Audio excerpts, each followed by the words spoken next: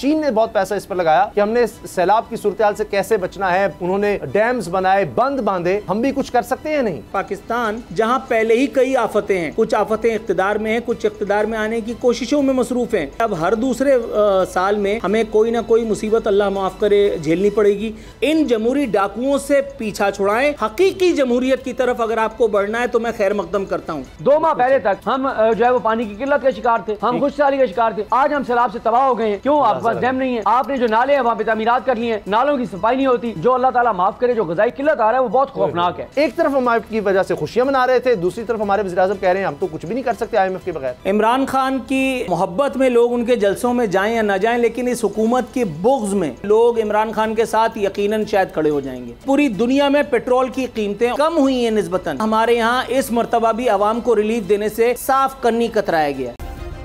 Subscribe करें और bell दबाएं ताकि कोई खबर रह न जाए।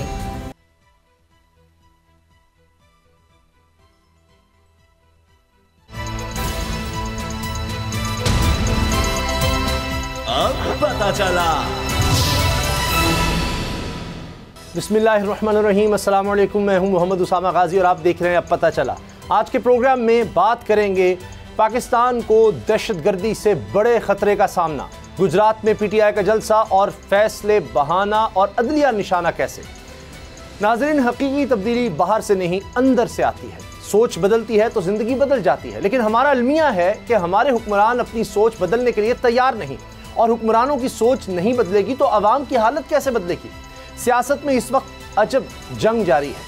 एक तरफ 11 सियासी जमातों पर मुश्तमिल हुकूमत है और दूसरी तरफ अकेली तहरीक-ए-इंसाफ। इस 11 जमाती हुकूमत की सोच है कि बेगर कांट बी चूजर, ये एक सोच है। दूसरी तरफ अकेले इमरान खान है जिनका दावा है कि वो कौम की खुददारी की जंग लड़ रहे हैं, इसे हकीकी आज़ादी दिलाना चाहते हैं, आलमी ताकतों की गुलामी से निजात दिलाना चाहते हैं। अब कौन दुरुस्त है और कौन गलत, इसका फैसला वक्त करेगा, लेकिन मैं आपकी तवज्जो सोच की अहमियत की तरफ दिलाना चाहता हूँ। पाकिस्तान को बने 75 साल हो गए। इन 75 सालों में पाकिस्तानी बार बार सैलाब में डूबते रहे, मरते रहे, तबाह होते रहे, लेकिन किसी राहबर, किसी हुक्मरान ने इस सैलाब के आगे बंद बांधने का सोचा ही नहीं। तो फिर ऐसे राहबरों पर, उनकी राहबरी पर जो इस मसले का मुस्तकिल हल ना निकाल सके। क्यों ना निकाल सके हल? इसलिए कि सोच आवाम की मुश्किल ख़त्म करने की थी ही नहीं, बल्कि सोच इस आफत को बहाना बनाकर आलमी बरादरी की इमदाद समेटने की थी। इस इमदाद से आवाम को कितना मिला या कुछ मिला ही नहीं, ये अलग बहस है। बहरहाल राहबरों की चांदी होती रही, राहबरों के एहसासों के साथ साथ खतरा भी बढ़ता गया। अब हालात इस नहज पर आ गए हैं कि पाकिस्तान बैनुल-अक़वामी तौर पर मौसमियाती तब्दीलियों के बाइस दुनिया का तीसरा खतरनाक तरीन मुल्क बन गया है। वर्ल्ड वॉच इंस्टीट्यूट ने पाकिस्तान के लिए मौसमियाती तब्दीलियों को दहशतगर्दी से बड़ा खतरा करार दिया है। इसका मतलब ये है कि अगर हम अब भी ना समझे तो आने वाले सैलाब इससे कहीं बड़ी तबाही लेकर आएंगे, जिस तबाही का हम आज सामना कर रहे हैं। क्या आलमी इदारों की ये रिपोर्ट हमारे राहबरों की आंखें खोलेगी? क्या हम इस खतरे का मुस्तकबिल और मुस्तकिल बुनियादों पर हल निकालेंगे, या फिर हमारी सोच अपनी सियासत बचाने के चक्कर ही चलाती रहेगी? इसी से आगाज़ करेंगे। और मेरे साथ मौजूद हैं नूर आरिफीन और सिद्दीक जान भी हमें ज्वाइन करेंगे। नूर आरिफीन, जिस तरह से आप आगाह करते रहे, आज मैंने इंट्रो में आपके ही जुमले दोहराए हैं कि किसी को कोई फ़र्क नहीं पड़ता, और कोई इस तरफ तवज्जो आज तक रही नहीं लोग हमारे हुक्मरानों की। अब जब आलमी इदारे भी बता रहे हैं, और ये एक यानी फैक्ट्स को अगर हम देखें, तारीख को देख लें, अब तो साइंस इतनी तरक्की कर रही है, वो बता रहे हैं कि अल्लाह ना करे लेकिन ये हालात दोबारा आ सकते हैं और इससे भी ज़्यादा ख़तरनाक। तो आपको लगता है इसकी कोई तैयारी कि अब सोच पैदा होगी, सब मिलकर बैठेंगे और कोई सोचेंगे? क्योंकि मैं देख रहा था बांग्लादेश की रिपोर्ट कि वहाँ पर उन्होंने बहुत पैसा इस पर लगाया, चीन ने बहुत पैसा इस पर लगाया कि हमने सैलाब की सूरत हाल से कैसे बचना है। उन्होंने डैम्स बनाए, बंद बांधे, हम भी कुछ कर सकते हैं नहीं? सबसे पहले तो उसामा गाजी साहब, मैं आपका शुक्रिया अदा करता हूं कि आपने इधर मैंने आपका इंट्रो सुन करके और आपको शुक्रिया देने की ठानी, और उधर आपने मेरा नाम ले करके बाकायदा आपने एतराफ़ कर लिया कि आपने मेरे जुमले इस्तेमाल किए इंट्रोडक्शन में। मैं आपकी इस वसअत क़ल्बी पर आपका मशकूर हूँ इंतहाई। जनाब मन, मैं चाहता हूँ कि इसी एक रिपोर्ट को बुनियाद बना करके हम इस जाली जमहूरियत से तायब हो जाएं। हम तमाम पाकिस्तानी जमहूरियत हो सकता है बहुत अच्छा तरीक़े वारदात हो सकता है जमहूरियत लोगों को सर्व करने का दुनिया भर में एक आला तरीन तरीक़ा हो, लेकिन पाकिस्तान में 75 सालों में जितनी दौर में भी जमहूरियत, आमरीत, जमहूरियत जैसी आमरीत या आमरीत जैसी जमहूरियत जितनी भी ये खिचड़ी रही है, उसने हमें सर्व तो हरगिज़ नहीं किया। ये जो आपने ख़बर सुनाई है, सुन करके अगर दिल नहीं दहल जाता तो उससे ज़्यादा बेशर्म आदमी तो रूए ज़मीन पर पैदा ही नहीं हो सकता कि पाकिस्तान जहाँ पहले ही कई आफतें हैं, कुछ आफतें इक़्तिदार में हैं, कुछ इक़्तिदार में आने की कोशिशों में मसरूफ़ हैं, उसके बाद पाकिस्तान मौसमियाती तब्दीलियों का शिकार भी हो गया है। यानी इसके मतलब ये है कि अब हर दूसरे साल में हमें कोई ना कोई मुसीबत अल्लाह माफ़ करे झेलनी पड़ेगी, और फिर यही NDMA PDMA का ड्रामा होगा, फिर यही स्कोर कार्ड हमें बताया जाएगा, ये जो साथ ही आपके फुटेज चल रही है, फिर यही खुदा न खास्ता हर दूसरे साल में हमें देखने के लिए मिलेगी। और ये फक्कड़ जमहूरियत वाले, ये जमहूरी डाकू, ये चंबल उठा करके ये अल्लाह के नाम पे दे बाबा, कोई अंग्रेज़ी में, कोई फ्रांसीसी में, कोई अरबी में मांगने के लिए निकल खड़ा होगा। उसामा, इसमें सबसे बड़ा किरदार लोगों का है। आप देख रहे हैं कि पीपल्स पार्टी के लोगों को किस तरह से टफ़ टाइम मिल रहा है। आज वज़ीर आला सिंध ने अपने ख़िताब में इस बात का भी एतराफ़ किया अपनी प्रेस कॉन्फ्रेंस में कि लोगों ने उनसे भी एहतजाज किया है इमदाद न मिलने पर। भुट्टो के इस देश में आपके ख़्याल में पहले कभी इस किस्म की हरकत हुई थी? अब कम अज़ कम इतना कुछ हुआ है। मैं कह रहा हूँ कि जिस तरह से चूल्हे की आंच बढ़ाई जाती है, उसी तरह से लोगों को अपने एहतजाज का दायरा वसी करने की ज़रूरत है। एक ख़बर मैं आपसे शेयर कर सकता हूँ कि इस एक वक्त में ये जो डेवलपमेंट बजट है, कराची से उसको महरूम करके इस वक्त जहाँ जो सैलाब ज़दगान हैं, जो सैलाब ज़दा इलाके हैं, वहाँ पे इंफ्रास्ट्रक्चर की जो बदहाली इस वक्त देखने में आ रही है, कराची को उससे महरूम करके और हमारे अंदरून देहात, अंदरून के सिंध के जो नवाही इलाके हैं, वहाँ पे ये सब काम करने की तैयारियाँ सिंध हुकूमत इस वक्त शुरू कर चुकी है। आपको याद होगा इससे पहले वज़ीर आला जब यहाँ कायम अली शाह साहब थे तो भी एक मरतबा ऐसा हुआ था कि यहाँ के बजट पे कट लगा करके और खैरपुर को बनाने के लिए अरबों रुपए खर्च किए गए थे। और जाहिर है कि ये रकम कागज़ों पे ही खर्च होती है, इतना तो आप भी समझते हैं। वो लोग जिनके बारे में सुप्रीम कोर्ट माजी में ऑब्जर्वेशन दे चुकी कि लाड़काना में 90 अरब रुपए रिहेबिलिटेशन के नाम पर इन्होंने इधर उधर कर दिए। 90 अरब रुपए की हैसियत होती है उसामा। अब वक्त है कि लोग इस एक बात पर तायब हो जाएं, इन जमहूरी डाकुओं से पीछा छुड़ाएं। हकीकी जमहूरियत की तरफ अगर आपको बढ़ना है तो मैं खैर मकदम करता हूं, वगरना भाई वही वाली बात है, मैं शुरू से कहता आ रहा हूं कि एक अच्छा आमिर आप ढूंढ लीजिए। मैं किसी खुदा न खास्ता कू की बात नहीं करता, माज़अल्लाह, मैं किसी और चीज़ की बात नहीं कर रहा। कोई एक ऐसा आदमी जो हम सबको मिल करके सुबह शाम जूते लगाए, लेकिन हमें सर्व एटलीस्ट करे, हमें हमारी जो ज़रूरियात की चीज़ें वो हमें मिलती रहें। ये इन लोगों की इस फांदेबाजियों से ना हमारी जान छूट जाए। अब अयूब खान के दौर की बड़ी बात होती है सिद्दीक जान, वहाँ पर मंगला डैम, तरबिला डैम बने, कालाबाग डैम की तो बात करना यहाँ पर गद्दारी करार दे दिया जाता है। और बहुत से लोग ये कह रहे हैं कि अगर कालाबाग डैम होता तो आज सिंध में ये बर्बादी ना होती, वहां पर बहुत बड़ी तादाद में पानी स्टोर कर लिया जाता जो 3 साल शायद कम से कम या 5 साल तक इस्तेमाल हो सकता था और इतनी ज़्यादा तबाही ना होती। हर 10 साल बाद हम सैलाब देख रहे हैं।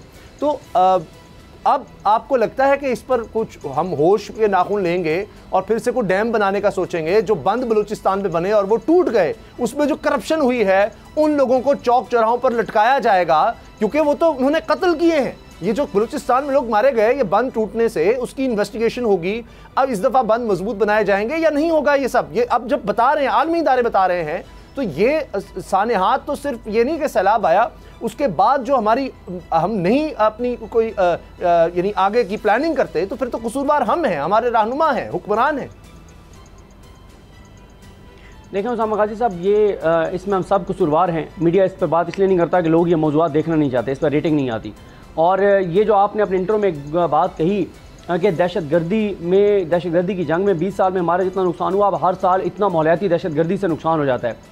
जितनी 20 साल में हमारी जानें गई, शहादतें हुई, उतनी एक साल में माहौलियाती दहशतगर्दी से जानी चली जाती हैं। मेरी बात हो रही थी असदुल्ला खान साहब के साथ, जो आपके भी दोस्त हैं, मेरे भी दोस्त हैं, और वो पिछले 15 दिन से सैलाबज़दा इलाकों में हैं। तो असदुल्ला खान साहब ये बता रहे थे, मैंने उनसे पूछा, मैंने कहा ये बताएं कि क्या वाकई इतना नुकसान हुआ है जितना हम सोच रहे हैं या देख रहे हैं या बताया जा रहा है? उन्होंने कहा कि आपकी सोच से या जो आप बता रहे हैं, दिखा रहे हैं, या जो आपको बताया जा रहा है उससे कई गुना ज़्यादा नुकसान हुआ है। उन्होंने कहा कि कई ऐसे गाँव हैं, जब हम उस गाँव की जगह पर पहुँचे तो हमें बताया गया कि यहाँ पर गाँव हुआ करता था, यहाँ पे 250-300 घर थे, लेकिन उस जगह पे खड़े होकर आपको नहीं पता चलता कि यहाँ पे कोई घर था। इस तरह से वो सफ़े हस्ती से मिट गए हैं, वो घर बिल्कुल ज़मीन प्लेन हो गई है, पता ही नहीं है कि यहाँ पे कभी कोई घर हुआ करते थे।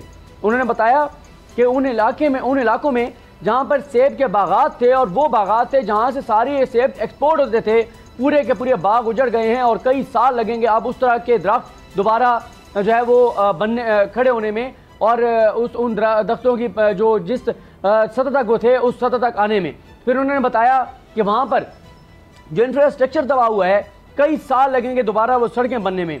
उन्होंने एक पुल के बारे में बता रहे थे कि वो पुल कई साल लगेंगे दोबारा तामीर होने में, जिसकी वजह से ट्रेन जो है वो क्वेटा तक जाती थी। तो जिस तरह वहाँ पे लोगों की तबाही और बर्बादी हुई, जो लोगों का नुकसान होने के कई साल लगेंगे दोबारा उस बहाली में, और पता नहीं वो बहाली हो पाती है नहीं हो पाती, और कितने अरब डॉलर हमें चाहिए। देखें, मसला ये है, जब तक हम सबको एहसास नहीं होगा, इदराक नहीं होगा, हम सब बात नहीं करेंगे। देखें, हम में से आप, मैं, हम सब कितने दरख्त हम लगाते हैं, कितना हम जो माहौलियाती आलूदगी और माहौलियाती दहशतगर्दी का सबब जो चीज़ें बनती हैं, कितना उनसे हम इज्तनाब करते हैं। नहीं हमारे अंदर ये अवेयरनेस, नहीं हमारे अंदर ये कमिटमेंट, नहीं हमारे अंदर ये जज्बा। ये पूरी मुहिम चलानी होगी, पूरी कौम को इसकी शिद्दत से आगाह करना होगा। ये सैलाब या आफात आती रहेंगी। और मैं आपको बताऊं कि जब ये बहुत ज़्यादा बारिशें हो रही थी तो किसी ने फेसबुक पे बड़ा स्टेटस लगाया कि बड़ी बारिशें हो रही हैं, ये वो, तो नीचे हमारे एक और मीडिया के दोस्तों ने कमेंट किया, उन्होंने कहा कि ये खुशी मत मनाओ, ये अल्लाह की तरफ से एक अब ये रहमत नहीं है बल्कि ये बहुत बड़ी जहमत बनने जा रही है हमारी अपनी आदतों की वजह से। 2 माह पहले तक हम जो है वो पानी की किल्लत के शिकार थे, हम खुशहाली के शिकार थे। आज हम सैलाब से तबाह हो गए हैं, और अभी भी आपके मुल्क के कई इलाकों में जो नहरें हैं वो खुश्क हैं। हालांकि एक तरफ सैलाब आया हुआ है, क्यों? आपके पास डैम नहीं है, आपने जो नाले हैं वहाँ पे तामीरात कर लिए हैं, नालों की सफाई नहीं होती, नहरी सिस्टम आपका तबाह हो गया है। और ये इसके साथ साथ जो अल्लाह ताला माफ़ करे जो ग़िज़ाई किल्लत आ रहा है वो बहुत खौफनाक है। जो फसलें बह गई हैं, जो सब्जियों की फसलें बह गई हैं, जो लोगों के घरों में गंदम रखी थी वो बह गई है, तो हम ग़िज़ाई किल्लत का शिकार होने जा रहे हैं। बहुत ही संगीन सूरत हाल है, ना सिर्फ उन इलाकों में जहाँ पे सैलाब है बल्कि पूरे मुल्क के लिए सूरत हाल बहुत गंभीर होने जा रही है। ऊपर से जिस तरह नूर आरिफी ने कहा कि जी कराची सबसे बड़ा शहर, उसके फंड्स जो हैं डाइवर्ट किए जा रहे हैं, चले वो भी बर्दाश्त हो जाता अगर वो लग जाते तो। यहाँ तो बड़े बड़े शहरों में 90 अरब रुपये लगा, आज तक नज़र नहीं आता, वो भी लोग चीख रहे हैं। अब इमरान खान साहब दूसरी तरफ कैंपेन चला रहे हैं इस हुकूमत के खिलाफ। तो नूर आरिफीन, जिस तरह हमने देखा सरगोदा में एक बहुत बड़ा जलसा, कामयाब जलसा, गुजरात में भी एक बहुत बड़ा जलसा। अब सरगोदा जलसे में उन्होंने कहा कि मुझे दीवार से न लगाएं, ना हो मैं उन लोगों के नाम बता दूं। दूसरी तरफ हमने देखा अब हो ये रहा है कि इन जलसों का जवाब कुछ महफिलों में दिया जा रहा है। MNA MPs आए, उन्होंने शिकायत की शायद शहबाज शरीफ साहब से कि जी हम तो अब वोट मांगने के काबिल भी नहीं रहे, तो शहबाज शरीफ साहब ने तसल्ली ये दी कि हम भिखारी हैं और हमारी कोई अब ये औकात नहीं है, और वाज़ेह तौर पर कहा कि हम छींक भी, ये उनके अल्फाज है मेरे नहीं, कि छींक भी हमें मारनी होगी तो हमें IMF से पूछना पड़ेगा। तो वो तो मिफ्ता इस्माइल साहब तो कहते थे कि क्या आइन में लिख दिया गया कि हमने IMF की हर बात माननी है, IMF के पास जाना है, हो ही नहीं सकता। एहसन इकबाल साहब का मैंने बयान देखा, वो कहते हैं जिन्होंने बेच दिया है। शहबाज शरीफ साहब कहते थे इन्होंने $1 अरब के लिए मुल्क बेच दिया IMF को। एक तरफ हम IMF की वजह से खुशियाँ मना रहे थे, दूसरी तरफ हमारे वज़ीर आज़म कह रहे हैं हम तो कुछ भी नहीं कर सकते IMF के बगैर। मेरे भाई, आज मैंने एहसन इकबाल साहब का एक बयान पढ़ा जिसमें वो बगले बजाते पाए गए थे। वो कह रहे थे कि हमने रियासत को बचा लिया। अब इस किस्म की अगर कोता नज़री से हमारे इंटेलेक्चुअल्स, हमारे सो कॉल्ड इंटेलेक्चुअल्स काम लेंगे तो फिर इस कौम का बनेगा क्या? आप ये देखिए, इमरान खान की मोहब्बत में लोग उनके जलसों में जाएं या ना जाएं, लेकिन इस हुकूमत के बुग़्ज़ में, इस हुकूमत की आवाम दुश्मनी के चक्कर में लोग इमरान खान के साथ यकीनन शायद खड़े हो जाएंगे।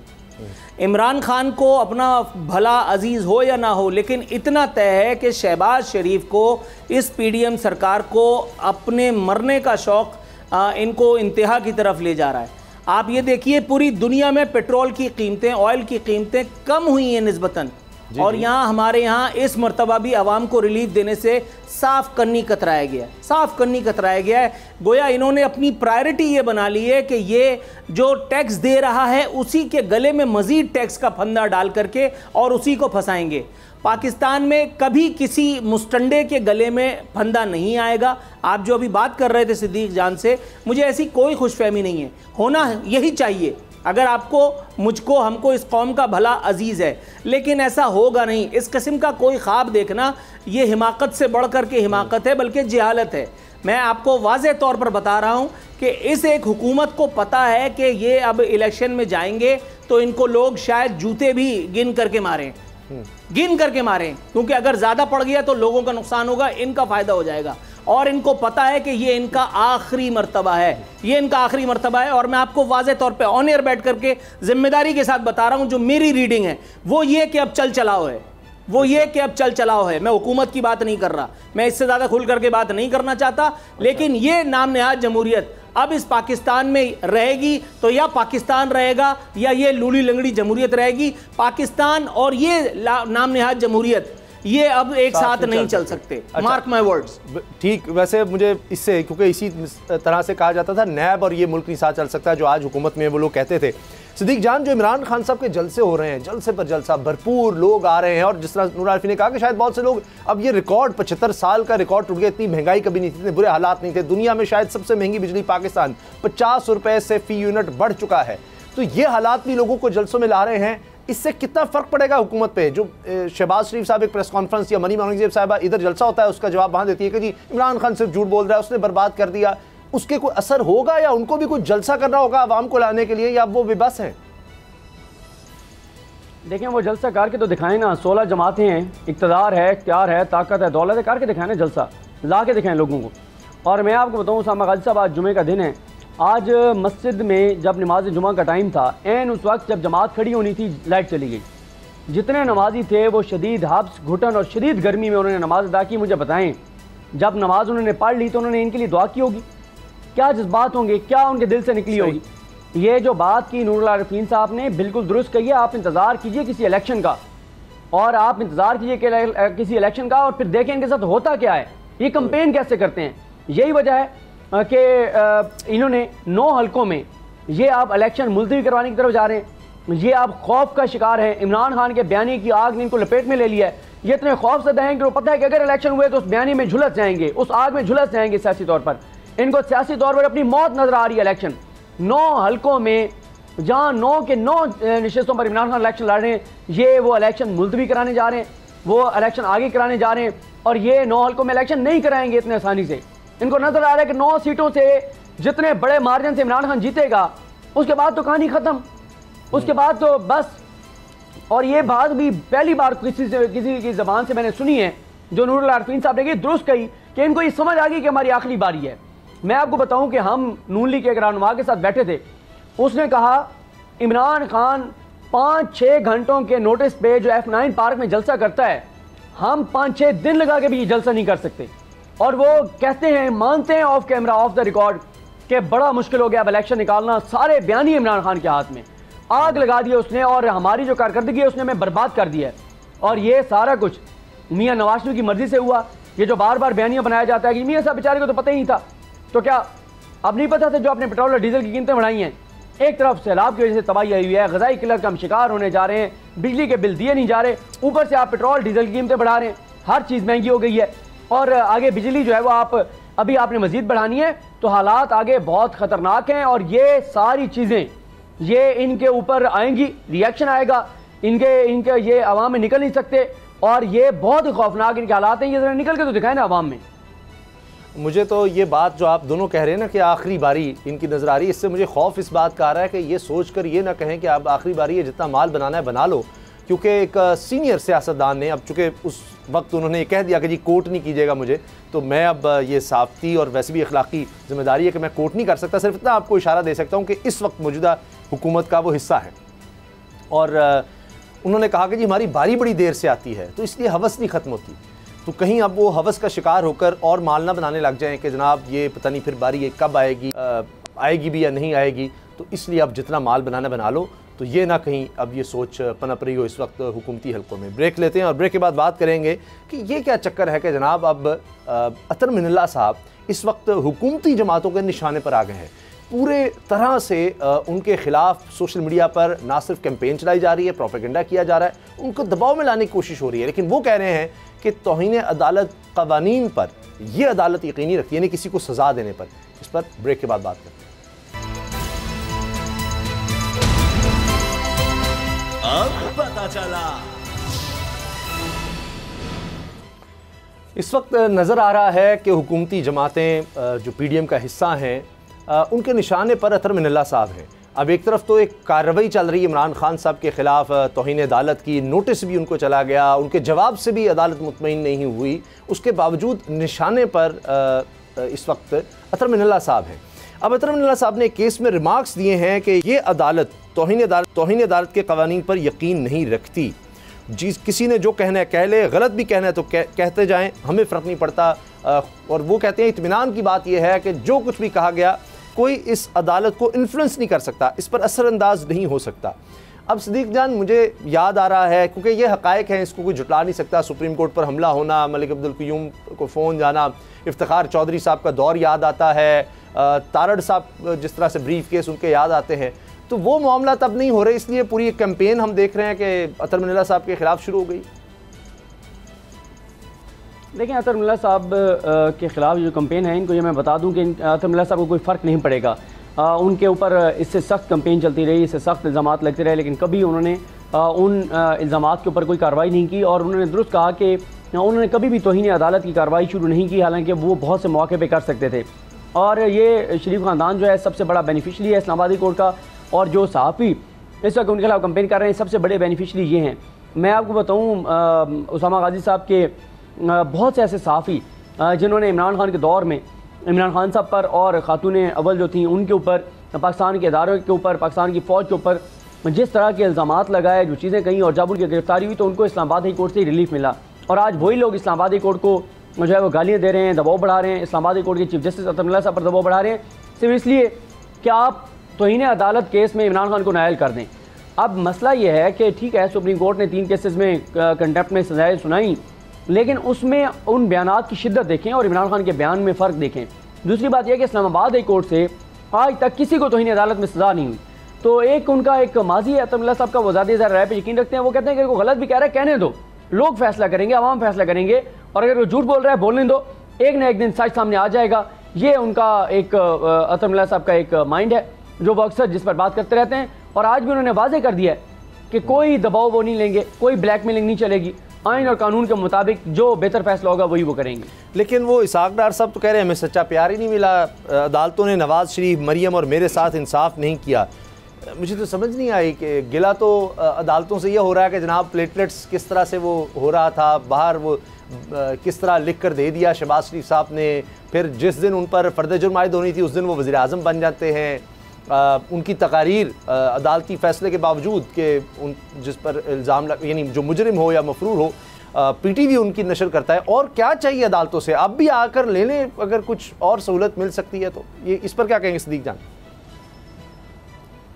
देखें, बात यह है कि ये इन्होंने अभी भी एक केस चल रहा है जो कि 5 सितंबर को समाअत के लिए मुकर्रर हो गया, जिसमें शरीफ ख़ानदान ने एक एफिडेविट जो तैयार करवाया था जो जज गिलगित बल्तिस्तान के राना शमीम साहब उनके ज़रिए, जिसमें इल्ज़ाम लगाया गया था इस्लामाबाद हाई कोर्ट के एक सीनियर 3 जज पर। तो वो मामला भी यहाँ पर पेंडिंग है। इस्लामाबाद हाई कोर्ट ने उसमें भी बड़े तहम्मुल का मुजाहरा किया, क्योंकि उस वक्त भी इस्लामाबाद हाई कोर्ट पर यह तनकीद थी कि आप क्यों नहीं शरीफ ख़ानदान को बुलाते, आप क्यों नहीं इनको तलब करते, इनको तलब करें और इनको सज़ा सुनाएं। इन्होंने ये सारी साजिश की अदलिया के ऊपर हमले की।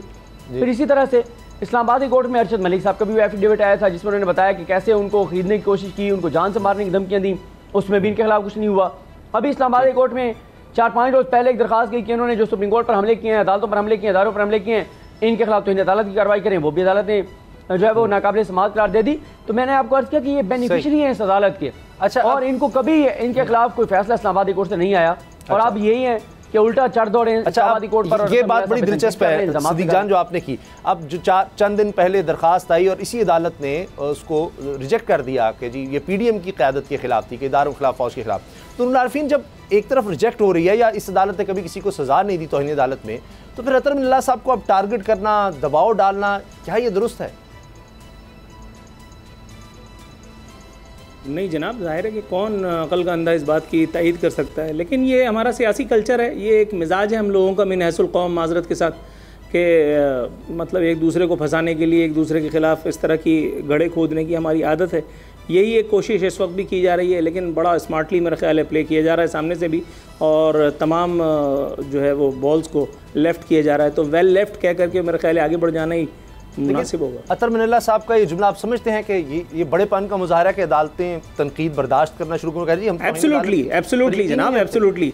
देखें, great power means great responsibility. मुझे आप पे गुस्सा आए, मैं क्या करूँगा? दांत पीसूँगा। आपको किसी पे गुस्सा आए, आप क्या करेंगे? लेकिन वो उनके पास एक पोजीशन है, एक मनसब है, वो मतलब उनके पास फ़ैसला लेने की सकत है, सलाहियत है, और अगर उसके बावजूद भी वो वसत क़ल्बी का, वसत नज़री का मुज़ाहरा कर रहे हैं, तो इससे ज़्यादा आला ज़रफ़ी क्या हो सकती है? तो इससे तो फिर अगर इस्लामाबाद हाई कोर्ट कह रही है कि तौहीन अदालत का हम इस पर यकीनी रखते ही नहीं, अगर कोई शख्स जुर्म करता है वो तो किसी के खिलाफ भी करेगा, तो फिर वो कानून के गिरफ्त में उसको आना चाहिए। तो इसमें तो फिर इलेक्शन कमीशन का मामला भी मुश्किल नहीं हो जाएगा, जिस तरह उन्होंने भी तौहीन का नोटिस दिया इमरान खान साहब को? मैं एक बात आपको बताऊं उसामा, जी, अगर ये आग फैली ना, तो फिर इसमें बहुत सारे लोग लपेट में आएंगे। ये हिमाकत कर रहे हैं जो भी ये सब कुछ कर रहा है। अभी ये पुरानी फाइलें खोलना कि उसने ये किया, उसने वो किया।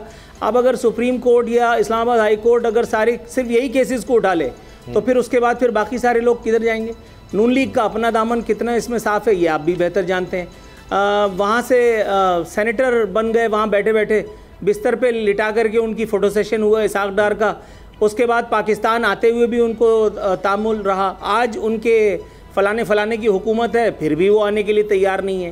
तो सही कह रहे हैं सिद्दीक जान, मतलब बेनिफिशरी कौन है? सबसे ज़्यादा बेनिफिशरी कौन है? ठीक है, इन लोगों ने भी फ़वायद उठाए होंगे, मैं ये नहीं कहता कि ये हाजी हैं, लेकिन सबसे ज़्यादा बेनिफिट किसने उठाया है? और वही आज बैठ करके सिर्फ इसलिए कि उसकी मर्ज़ी का कोई फ़ैसला जल्दी से सुनाया नहीं जा रहा, वो अगर इस तरह की हरकत कर रहे हैं, तो मेरा नहीं ख्याल है कि इस पर इसको रिएक्ट करना चाहिए। और इमरान खान साहब और अतर मिनल्ला साहब की पुरानी तस्वीर निकाल कर कहा जा रहा है जी ये दोस्ती निभाई जा रही है। अब मुझे बताएं आप। यार देखें, मैं एक बात परसों भी कह चुका हूँ कि Imran Khan cricketing national hero रहा है, ठीक है, और वो दौरे जवानी की तस्वीरें इमरान खान की भी, अतर मिनल्ला साहब की भी। अगर एक क्रिकेटिंग हीरो के साथ कोई जज, कोई फलाना, कोई वकील कोई तस्वीर लेता है, मैंने आपसे, शायद आपको याद हो, लगारी साहब यहाँ बैठा करते थे, मैंने कहा था कि as a cricketer, as a national hero Imran Khan अगर मेरी गुफ्तगू के दौरान स्टूडियो में आए तो मैं कैमरा फेंक के चले जाऊँगा। भाई वो मेरा भी नेशनल हीरो है, क्या हो गया? मतलब इन लोगों को कौन जानता है? इमरान खान और नवाज शरीफ का जब मैच हुआ था, तो अब उसकी तफसील में जाऊँ मैं कि अपनी मर्जी के एम्पायर बुला करके और फिर इमरान खान की बाउंसर से बचने की जो कोशिश की थी, इनका तो सारा माजी ही दागदार है। अच्छा सिद्दीक जान, ये सब चीज़ें क्या एक कल्चर डेवलप करने की कोशिश कर रहे हैं अतर मिनल्ला साहब के? मैंने खुद देखा इमरान खान साहब अतर मिनल्ला साहब की तस्वीर लगाकर साथ कि जी ये देखें ये दोस्ती निभाई जा रही है, ये देखें ये ज़ाती तौर पर, बड़े बड़े साफ़ी कह रहे हैं कि ये कोई इनके ज़ाती मामलात हैं जिसकी वजह से ये हो रहा है, ऐसे हो रहा है। और वही बात जो आपने कही कि अपना जब मामला आता है उनको याद नहीं आता कि यहीं से उनको भी रिलीफ मिलता रहा है। लेकिन इसके ऊपर आप अगर सबसे बेहतर अंदाज में बात करनी हो तो आप ज़रा कभी उन कोर्ट रिपोर्टर से पूछें जो इस्लामाबाद कोर्ट को कवर कर रहे हैं पिछले 3-4 सालों से। वो आपको बताएंगे कि जब भी कंटेम्प्ट ऑफ कोर्ट के मामला आए हैं तो अतर मिनल्ला साहब का क्या व्यू रहा है, चाहे वो शरीफ ख़ानदान के ख़िलाफ़ थे, नून लीग के ख़िलाफ़ थे, किसी के ख़िलाफ़ भी थे। और आज़ादी ज़ाहिर राय पे पूछ लें कि जब भी मामला आए हैं, चाहे कोई प्रो इमरान खान बंदा था या प्रो PMLN, प्रो PDM बंदा था, PTM के मामला आता है उन्होंने क्या फ़ैसले किए, FI के नोटिस के मामला आता है क्या फ़ैसले किए। तो जब भी उनके सामने को मामला आया है तो उनका व्यू इस हवाले से बड़ा क्लियर रहा है। वो आज़ादी ज़ाहिर राय के सबसे बड़े हामी हैं, वो आज़ादी ज़ाहिर राय को प्रोटेक्ट करते हैं, वो हमेशा से इंसानी हकूक़ की पामाली के ख़िलाफ़ खड़े हुए हैं, वो हमेशा इंसानी हकूक़ के हवाले से फ़ैसले देते हैं, वो हमेशा से बलोच तलबा के हवाले से, लापता अफराद के हवाले से, गुमशुदा अफराद के हवाले से उनके सख्त ऑब्जर्वेशन हैं, सख्त फैसले हैं। तो ये चीज़ें सब लोग जानते हैं और ये भी जानते हैं जो तनकीद कर रहे हैं, ये भी जानते हैं जो गालियाँ दे रहे हैं। असल में फ्रस्ट्रेशन ये है कि दबाव इतना बढ़ाया जाए कि जजेस के ऊपर दबाव बढ़ा के इमरान खान को बस सियासत से बाहर कर दें, इंतखाबी सियासत से बाहर कर दें। ज़ाहिर है और तो कोई रास्ता है नहीं। आज इलेक्शन हो जाए तो कोई इसमें दूसरी राय नहीं है कि 2/3 मेजॉरिटी लेके इमरान खान वापस आ जाएगा। इमरान खान का टिकट इस वक्त वो तो जीत का चेक है, जिसको वो टिकट मिलेगा, बल्ले के निशान पे जो लड़ेगा वो जीत के आएगा। इसमें तो दूसरी राय नहीं है। उसमें इमरान खान के बयानियाँ भी वजह है, इनकी बैड गवर्नेंस भी वजह है, इनकी तबाही और बर्बादी भी वजह है, इनकी महंगाई भी वजह है। जो उन्होंने वादे किए, जो वादे खिलाफियाँ की, कहते थे 70 रुपये पे लाएंगे पेट्रोल, 250 पे ले गए। कहते थे IMF के साथ जो डील करेगा वो पाकिस्तान की आज़ादी खुद मुख्तारी को ज़िबा करेगा। अब कहते हैं कि हम सदके बारी और कुर्बान IMF के ऊपर। किसी ने IMF के खिलाफ बात की तो हम उसके खिलाफ केसेस बना देंगे। तो इन्होंने तो जो बात की उसके खिलाफ गए, अवाम के लिए इन्होंने जीना मुश्किल कर दिया है। घुटन का माहौल है, हब्स का माहौल है, जबर का माहौल है, जुल्म का माहौल है, इंसानी हकूक की पामालियां हैं, ये सब चीजें हो रही हैं और आवाम इसी में सब का बदलाव वोट की पर्ची ये जो आप चलेगी और घुटन के माहौल की बात कर रहे हैं, कोई तो इलेक्शन आए। आरफीन नामा में इसी पर हम बात करेंगे। आरफीन अपनी राय देंगे, उनका तबसरा हम सुनेंगे। IMF जिसके हम बारे बारे जा रहे हैं कि जी उसने हमें डिफ़ॉल्ट से बचा लिया, वो कह रहा है कि मुल्क में मुजाहरे हो सकते हैं, पाकिस्तान में मुजाहरे हो सकते हैं, इतनी खौफनाक सूरत हाल है। आरफीन नामा में बात होगी इस ब्रेक के बाद। अब पता चला वक्त है आरफीन नामा का। आरफीन, ये जो IMF की रिपोर्ट आई है ये तो हिला देने वाली है, बहुत ही खतरनाक है। जी बिल्कुल, आप दुरुस्त फरमा रहे हैं उसामा। IMF की जो मौजूदा रिपोर्ट है ये बिलाशुबा इसे चार्ज शीट समझा जाना चाहिए इस PDM सरकार, इस शहबाज शरीफ या नवाज शरीफ सरकार के ख़िलाफ़। IMF ने महंगाई के हवाले से हुकूमत पाकिस्तान को ऑफिशियली मुतनब्बे करते हुए बता दिया है कि महंगाई के ख़िलाफ़ बेबस अवाम अपने एहतजाज से मुल्क को जो है वो बरमा सकते हैं, मुल्क की फ़ज़ा गर्म हो सकती है। IMF ने बता दिया है कि पाकिस्तान में आइंदा बरस भी महंगाई रहेगी, महंगाई की शरह बरकरार होगी, जिससे अवामी एहतजाज का फूट पड़ने का अंदेशा IMF को है। लेकिन मैं आपको आपकी मालूमात के लिए यहाँ ये बताता चलूँ कि बिल्कुल ये मत समझिएगा कि IMF की इस वार्निंग को हुकूमत ने, शहबाज शरीफ ने, PDM के इन अनमोल रतनों ने बिल्कुल सीरियस लिया है, इसलिए कि इनकी तमाम तर तवज्जो आपको अगले बयान में पता चल जाएगी कि इनकी तवज्जो है किधर। वज़ीर आज़म पाकिस्तान जनाब मियाँ मोहम्मद शहबाज शरीफ साहब इरशाद फरमाते हैं, इमरान खान से बड़ा धोखेबाज और पाकिस्तान दुश्मन आज तक पैदा नहीं हुआ। गोया मारूं घुटना फूटे आंख, नाम पूछा गया है और ये शनाख्ती कार्ड नंबर बता रहे हैं। IMF कह रहा है कि महंगाई की वजह से मुल्क में अवामी एहतजाज का सिलसिला शुरू हो सकता है और हमारा वज़ीर आज़म, साबिक़ वज़ीर आज़म PTI के चेयरमैन इमरान खान को उनकी कब्र खोदने में लगे हुए हैं। इमरान खान से बड़ा पाकिस्तान दुश्मन पैदा हुआ है या नहीं हुआ, ये एक बिल्कुल अलग बहस है। गो कि इस एक बहस पर भी कई आरफीन नामे कम पड़ सकते हैं। शहबाज शरीफ ने पाकिस्तान को बैन-अल-अक़वामी सतह पर एक्नॉलेज कराने के लिए क्या क्या किया, इमरान खान ने क्या कुछ किया, मेरा ख्याल है यहीं पे ये बहस ख़त्म हो सकती है। लेकिन हम इस बहस में अपनी टांग फंसाए बगैर ये देखते हैं कि वो एक आदमी जिसके हाथ में इस वक्त अनान इक़्तिदार है, जिसने IMF के साथ एक डॉक्यूमेंट को साइन किया है, IMF के साथ जिसने मुआहदे को तय किया है, उसकी तवज्जो बजाय मुल्क में मामलात को चलाने के, गवर्नेंस करने के, इमरान खान का ACR लिखने में फरमा रहे हैं।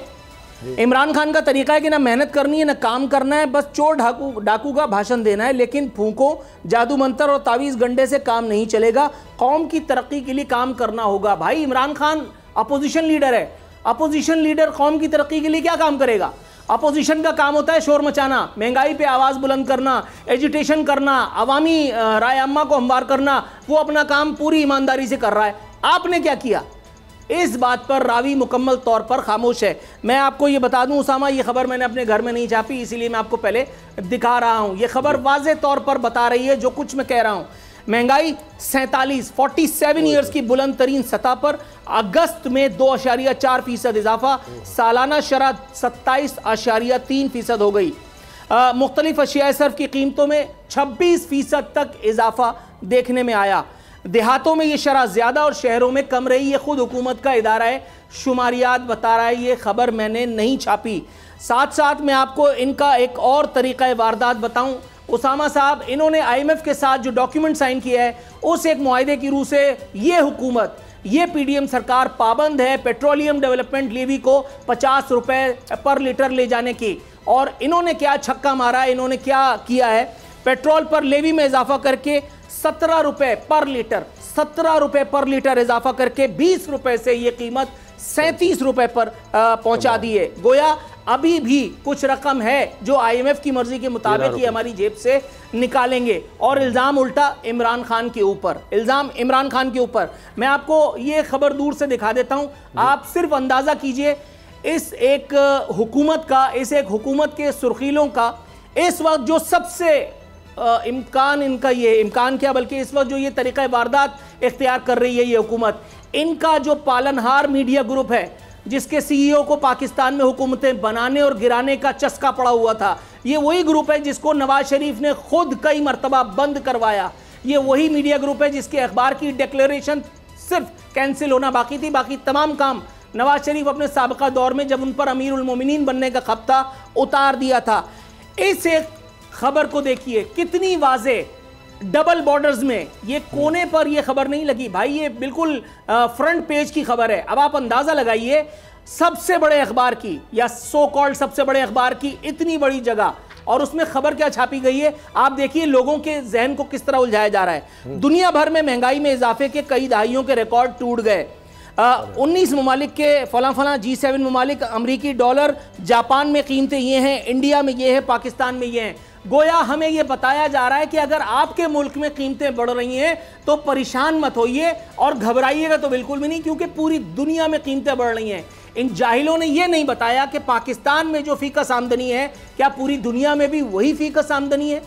इन्होंने यह नहीं बताया कि जिस तरह से इनका ग्रुप शरीफों को बचाने के लिए या शरीफों की हुकूमत को चलाने के लिए फांदेबाजियां कर रहा है, क्या दुनिया में इस तरह की दीगर हरकतें हो रही हैं। उसामा साहब, IMF का एजेंडा पूरी तौर पर हम पर नाफिज होगा, इस बात के लिए जहन बना लीजिए, इस बात के लिए जहन बना लीजिए। अभी आपने फरमाया थोड़ी देर पहले कि 50 रुपए तक बिजली के नर्ख चले गए हैं। बिजली के नर्खों को लेकर के पाकिस्तान में जितने बड़े पैमाने पर, अल्लाह माफ करे माजल्ला, बलवा होने वाला है, बलवा होने वाला है। शहर शहर, गली गली, नगर नगर, करिया करिया।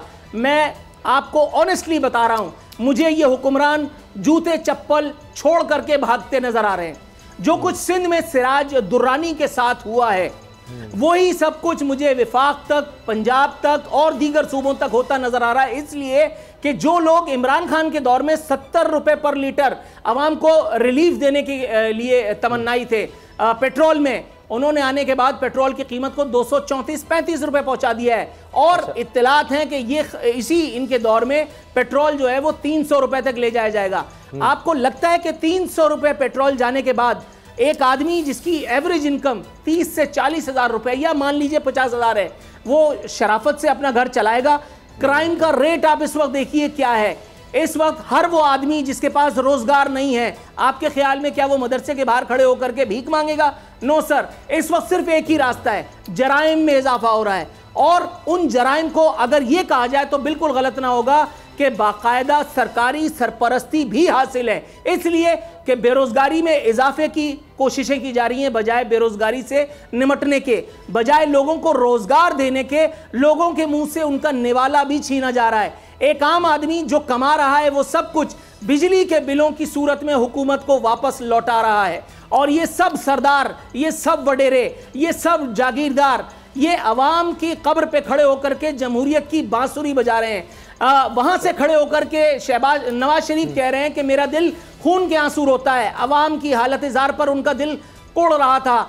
एक फ्लाइट की बात है, एक फ्लाइट की बात है, क्यों नहीं आ जाते? नहीं आते तो ना आए, जहन्नम में जाएं। लेकिन शहबाज शरीफ को फोन करके और क्यों नहीं अवाम को रिलीफ देने की बात करते? पिछली दफा तो इतनी तक अदाकारी की थी, दिलीप कुमार की रूह को अल्लाह ताला क्या कहते हैं वो हिंदी में शांति दे, दिलीप कुमार को पीछे छोड़ दिया था कि मैं मीटिंग से उठ के भाग गया हूं। इस मर्तबा क्यों नहीं अपने फ्लैट से कूद गए? इस मर्तबा क्यों नहीं जहर खा लिया? उनके भाई ने उनकी नाक के नीचे, और यहाँ उनकी जो PRO हैं मरियम नवाज, वो यहाँ पे इमरान खान की बुराइयां करने में लगी हुई है। भाई इमरान खान से निमटते रहना, पहले अवाम को जो रिलीफ देने के लिए आए थे, पहले जो कहने के लिए आए थे कि हम इमरान खान के चुंगल से तुम्हें बचाने आए हैं, पहले अवाम को बचा तो लो। एक को आपने जो है वो फलां वजारत दे दी, एक को आपने ढिका वजारत दे दी। मुल्क की इस वक्त की सबसे बड़ी काबीना आपके साथ, मेरे और आपके सरों पे मुसल्लत है। क्या कर रहे हैं वो? इस वक्त वो लोग भी वजीर हैं कि जिनके पास महकमे नहीं है। इस तरह से किराने की दुकान नहीं चलती है। और इस तरह शहबाज शरीफ नवाज शरीफ के आशीर्वाद के साथ गुड कॉप बैड कॉप खेलते हुए मुल्क चलाने की कोशिश कर रहे हैं। आपको लगता है इस तरह से ये मुल्क चल पाएगा? अच्छा, अब मिफ्ता इस्माइल साहब वज़ीर ख़ज़ाना, अब तक तो वो फरमा रहे हैं कि जी हुकूमत के पास 13 माह है, लेकिन मेरे पास शायद इतना वक्त नहीं है। तो अब बलि चढ़ेगी मिफ्ता इस्माइल की, कुर्बानी का बकरा इनको बनाया जाएगा, उसके बाद हालात ठीक हो जाएंगे, सिर्फ ये इनको डंप किया जाएगा जी इनकी वजह से महंगाई हुई थी, इन्होंने सारी शराइत मान ली थी, अब हम ठीक कर देंगे, ये होने जा रहा है? उसामा कोई भी आएगा, कोई भी फन्ने खान नहीं है कि जो आकर के इन सब चीज़ों को रिवर्स कर दे। एक बात तो ये सुन लीजिए आप, कोई कुछ नहीं कर सकता। जो डॉक्यूमेंट आपने साइन करना था, जो डॉक्यूमेंट साइन करने से पहले आपने बार्गेन करनी चाहिए थी, जो डिस्कशंस करनी चाहिए थी, जो अपनी शिक़ें सामने रखनी चाहिए थी, आप वो सब कुछ करने में नाकाम रहे। IMF को मिन्नतें तरले करवाने के लिए यहां तक हुआ, आपने इंटरनेशनल कम्युनिटी को क्या मैसेज दिया? यहां से आपका वजीर आजम उनकी मिन्नतें तरले कर रहा है, बात नहीं बनी। आखिरकार आपने क्या किया? यहां से आर्मी चीफ ने गुडविल के ऊपर जा करके और उनसे अमेरिका वालों से बात की, दुनिया भर से आपकी इमदाद करवाई। यहां हाल तो ये है, मारूं घुटना और फूटे आंख, और उसके बाद कहते हैं सिविलियन सुप्रीमेसी। ये सिविलियन सुप्रीमेसी वालों की हरकतें हैं।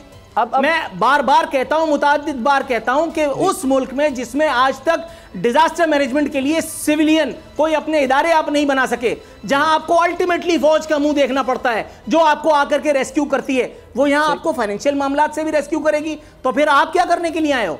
लेकिन चूंकि वक्त खत्म हो गया, खुद मिफ्ता साहब कह चुके हैं, देखेगा उसको भी पता है सैलाब आए हुए हैं, बदतरीन पाकिस्तान की तारीख के सैलाब, 3.5 करोड़ लोग मुतासर, $10 अरब का नुकसान। तो क्या ये हुकूमत, चले फ़कीर ही सही, लेकिन ये बात तो कर सकते हैं कि जी देखें हालात ऐसे हैं, कुछ शायद तो नरम की जाएं। तो ये एक उम्मीद नज़र आती है। प्रोग्राम देखने का शुक्रिया, इजाज़त दीजिए, अल्लाह हाफ़िज़। अब पता चला, एक बार फिर नंबर 1। सब्सक्राइब करें और बेल दबाएं ताकि कोई खबर रह न जाए।